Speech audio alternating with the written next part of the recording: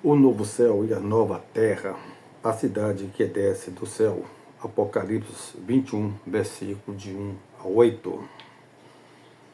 No decurso da história, os homens sempre sonharam e idealizaram cidades perfeitas. Livros já foram escritos descrevendo a utopia desses que imaginaram e propuseram a sociedade ideal.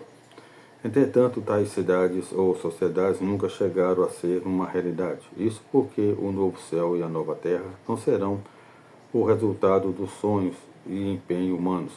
A cidade perfeita desce do céu, ou seja, é projetada e construída pelo próprio Deus. Por mais que amemos nossa cidade terrena e por mais importante que ela seja, vale a pena recordar o que escreve o autor da carta aos Hebreus. Na verdade, não temos aqui cidade permanente, mas buscamos o que há de vir, a cidade que tem fundamentos, da qual Deus é o arquiteto e edificador. Hebreus, capítulo 11, versículo 10 e o capítulo 13, versículo 14. O capítulo 21 de Apocalipse inicia-se com um relato glorioso da visão de João teve de um novo tempo estabelecido por Deus, o novo céu e a nova terra. Capítulo 21, versículo 1. É a concretização do projeto de Deus relativo à vida plena, eterna e feliz. Versículo 3 ao 4. O novo céu e a nova terra, identificados como a Nova Jerusalém, centralizam-se em Deus. Ele é o seu arquiteto. Ele é o seu arquiteto, edificador e mantenedor. Apocalipse 22, versículo de 1 a 5. A descrição de João a respeito da cidade, nos capítulos 21 e 22, é acentuadamente figurada. Ele utiliza, por exemplo, pedras preciosas, jaspe, safira, calcedônia, esmeralda, sardônio, sárdio, crisólito, berílio, topázio, crisópraso, jacinto, ametista, para tentar descrever a esplendorosa visão que teve da cidade.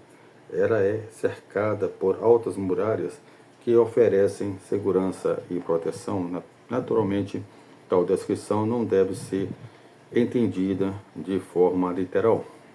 Ao falar de pedras preciosas, pérolas, ouro, etc., o propósito de João é descrever, ainda que de forma incompleta, a solidez, a durabilidade e o resplendor da glória de Deus que envolve toda a cidade. João descreve ainda a visão do rio, da água, da vida, brilhante como cristal, que sai do trono de Deus e do Cordeiro. Apocalipse 22, versículo 1. A referência do rio de água viva aponta para a ação vivificadora do Espírito Santo. A água é símbolo de vida e do Espírito. João, capítulo 3, versículo 5, capítulo 4, versículo de 13 e o versículo 14, capítulo 7, versículo 38 e o versículo 39. João fala também da árvore da vida, que produz 12 frutos, dando o seu fruto de mês em mês, e as folhas da árvore são para a cura dos povos. Capítulo 22, versículo 2. A referência à árvore da vida simboliza a vitória da vida sobre a morte. Na nova cidade ocorre o contrário do que aconteceu no Éden. Gênesis capítulo 3, versículo 22 ao 24. A visão de João é finalizada com um alerta. Essas palavras são fiéis e verdadeiras. O Senhor, o Deus dos Espíritos dos profetas, enviou o seu anjo para mostrar aos seus servos as coisas que em breve devem acontecer. Apocalipse 22, versículo 6. Na parte final do livro, 22, capítulo 22, versículo de 8 a 21, João faz admoestação, tendo em vista a urgência da mensagem, apresenta promessas reservadas ao povo de Deus e incentiva a esperança dos cristãos quanto à concretização dessas coisas. As características da nova cidade. Ao utilizar algumas figuras de linguagem para descrever a cidade que desce do céu, o autor afirma que ela possui, entre outras, as seguintes características: tem a glória de Deus, capítulo 21, Apocalipse, capítulo 21, versículo 3, o 10, versículo 10, versículo 11a, o versículo 22 e o versículo 23. A presença de Deus na cidade é sinal de sua glória e majestade permanentes. No Antigo Testamento, a glória de Deus se manifestava ocasionalmente no tabernáculo e no templo. Êxodo 40, versículo 34, 1 Reis, capítulo 8, versículo 11. Ao dizer que a cidade tem a glória de Deus, João está falando da manifestação resplandecente da presença divina. Em Cristo Jesus, Deus manifestou a sua glória. João 1,14, Hebreus 1,3. Porém, é somente na Nova Jerusalém que os santos contemplarão em sua plenitude a glória de Deus. A visão que temos hoje da glória de Deus é parcial. Agora vemos como um espelho, obscuramente. Então veremos face a face. 1 Coríntios, capítulo 13, versículo 12. João diz ainda que lá não há santuário, símbolo da presença de Deus. Não haverá santuário porque a presença de Deus não será simbólica, mas real e imperceptível. Capítulo 21, versículo 22. A cidade será iluminada pelo resplendor da glória de Deus. Capítulo 21, versículo 23. É completa. Apocalipse 21, versículo 12, 16 e o versículo 17. O número 12 e seus múltiplos são mencionados várias vezes nos capítulos 21 e 22. 12 portas, 12 anjos, 12 tribos, 12 pilares, 12 mil estádios, 144 côvados, 12 perrolas, 12 frutos, 12 vezes por ano. O número 12, como já foi dito, sugere algo completo, perfeito na cidade. Não falta nada, pois é completa em todos os aspectos. Ela tem alta muralha, proteção, 12 portas, sendo 3 de cada lado, aberta a todas as nações, e 12 fundamentos, base sólida. A cidade é igual tanto no comprimento quanto na largura e na altura, simbolizando harmonia, totalidade e perfeição. Nela não haverá desigualdades. A referência às nações, Apocalipse capítulo 21, versículos 24 a 26, reforça a ideia da universalidade da cidade, como diz Michel Wilcock. Suas portas encontram-se abertas para todos, independentemente da raça. Ou podemos acrescentar da riqueza, da inteligência, do poder ou da sua influência. A qualidade de vida na nova cidade. Diferente de todas as cidades que conhecemos, a cidade que desce do céu oferece uma qualidade de vida sem comparação. Ela é a restauração do paraíso perdido. Essa qualidade pode ser descrita e resumida em termos de plenitude. Vejamos: comunhão plena com Deus. Apocalipse 21, versículo 3, 5 a 7. E o capítulo 22, versículo 4. João descreve essa comunhão plena, utilizando-se da figura do tabernáculo, que simbolizava a presença de Deus com o seu povo. Na cidade santa, a presença de Deus é permanente. Deus habitará com eles. Eles serão povos de Deus, e Deus mesmo estará com eles. Apocalipse 21, versículo 3. A comunhão dos remidos será constante e plena com o Senhor. Versículo 7. João afirma: o vencedor herdará estas coisas, e eu lhe serei Deus, e ele me será filho. Os seus servos os servirão, contemplarão a sua face, e nas suas frontes estará o nome dele. O Senhor Deus brilhará sobre eles, e reinarão pelos séculos dos séculos. Apocalipse 21, versículo 7, Apocalipse 22, versículo 3 ao 5. Plenitude da vida. Apocalipse 21, versículo 4 e Apocalipse 22, versículo de 1 ao 5.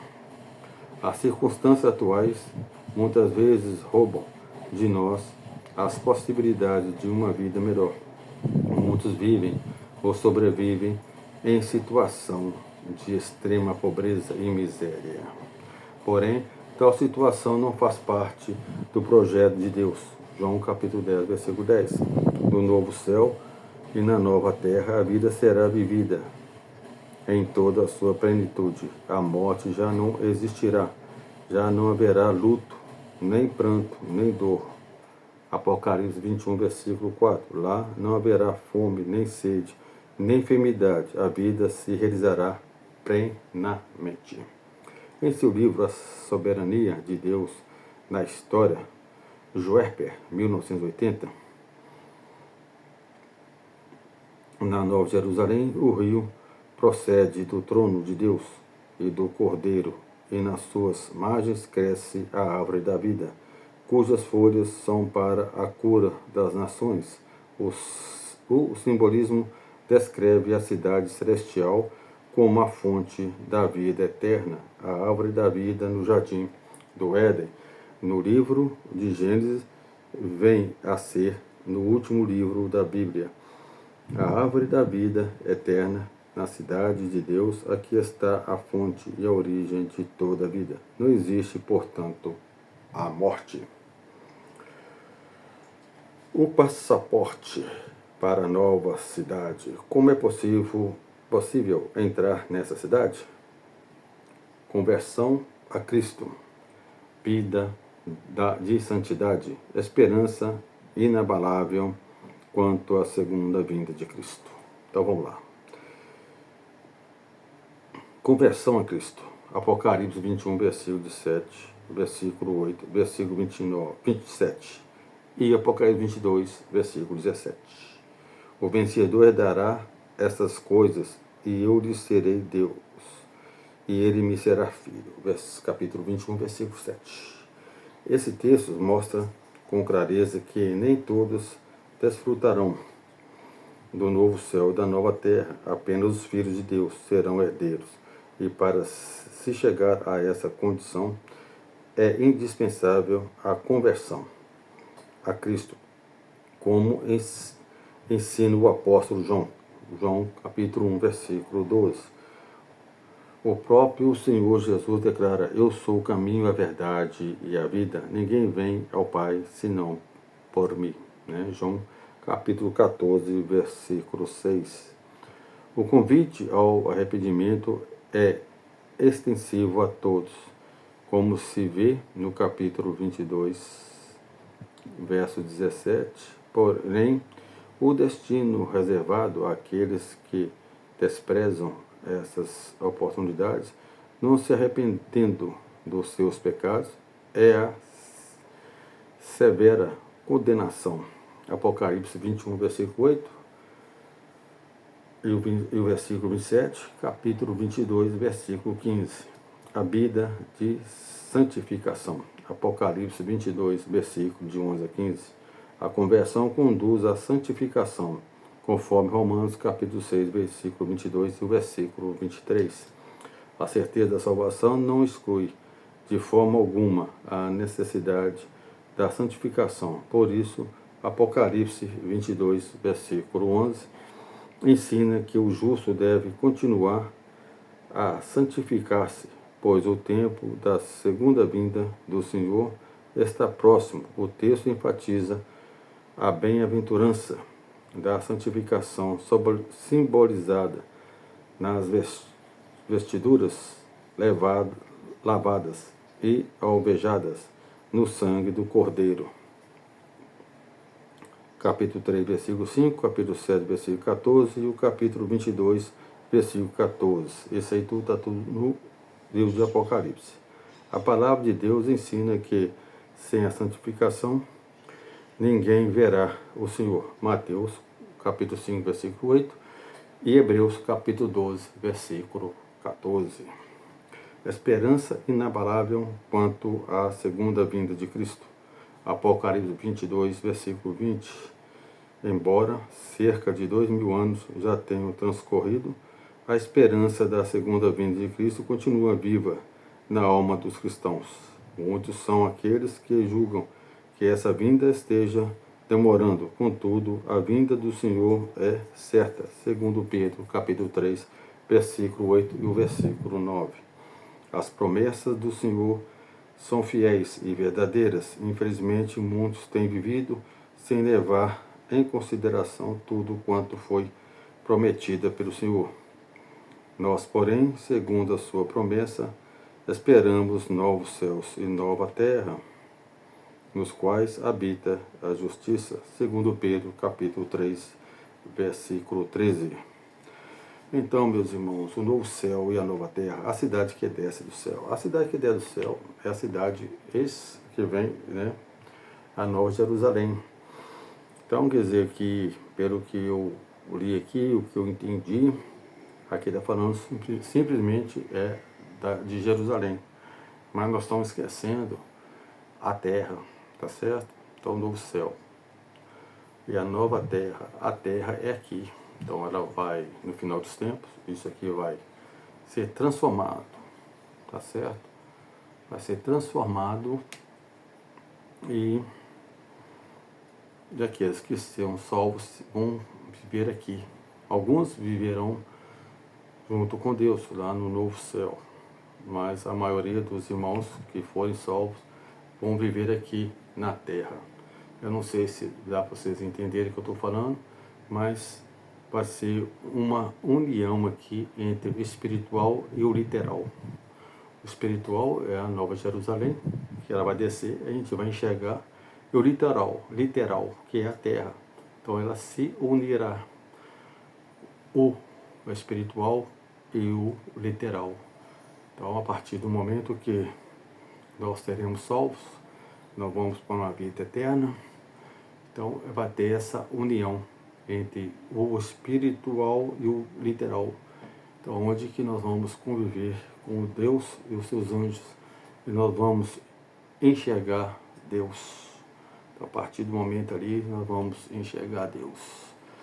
Bom, meus irmãos, eu não sei se vocês concordam comigo, mas a minha visão aí nesse caso aí é, voltando lá em Gênesis, né, no jardim do Éden ali, Deus colocou o homem e a mulher ali. Então é justamente esse Éden, vai ser um Éden diferente, onde os salvos viverão aqui na terra, né? Mas como diz Jesus, nós vamos viver como anjos, nós não vamos dar em casamento, né? Então, nós não vai ter casamento, nós vamos viver aqui na paz, tranquilidade, somente os salvos.